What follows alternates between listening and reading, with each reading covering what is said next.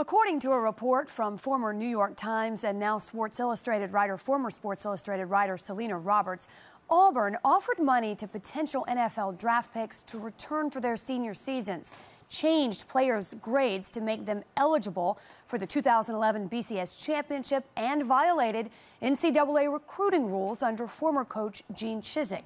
The report states one player was offered several $1,000s to remain at Auburn.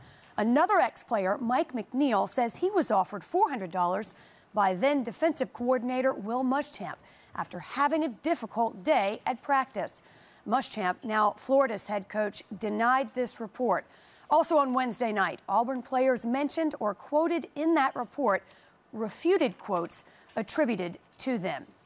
For more on the Auburn situation, we welcome in Alabama-based radio personality Paul Finebaum, who's been covering the SEC for decades. Paul, what was your reaction to these latest allegations against Auburn?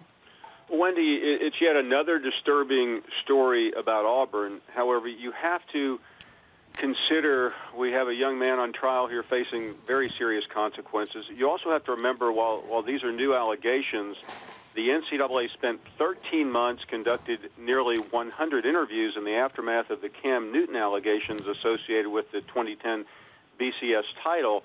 You factor in that Selena Roberts has a great resume, a long resume as a journalist. She's also an Auburn graduate, has written about her school before, but I don't think that's really the issue here. The issue is whether the NCAA, already reeling from the embarrassment over the Miami investigation and perhaps stung by its epic fail to make anything stick in Cam Newton, really has the appetite to go back into Auburn to keep digging, particularly, as you mentioned a moment ago, that since the story first surfaced, several of the key parties have either backed down, changed their stories, denied ever speaking to Roberts, and that's the same problem the NCAA is going to have if they go back into the situation.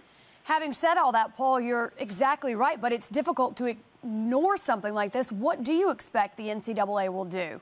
Well, no, you're right. It is difficult, and Auburn has been in the fire here quite a bit since Gene Chizik took over. Of course, he was fired a couple of months ago. I think they'll look into it again, but if they can't get anyone to stay on the record or stick to their stories, I don't think too much will come of this. Although when you hear grade changing, when you hear bribes, even going back to when Coach Muschamp was there, I do think it is serious, and you just can't push it under the rug like a lot of Auburn fans and other fans would like to see happen. Paul, regardless of what does come of this, what does this news do to the legacy of Auburn's 2010 BCS title? Well, Wendy, you were there, and as we all were, and it was tainted. Really going into it, a lot of people felt the NCAA just made a deal with Auburn to keep Cam Newton eligible, and that's been debated ever since. But I think outside of Auburn, Alabama, most people look at that as a tainted championship. Paul Finebaum, thank you this morning.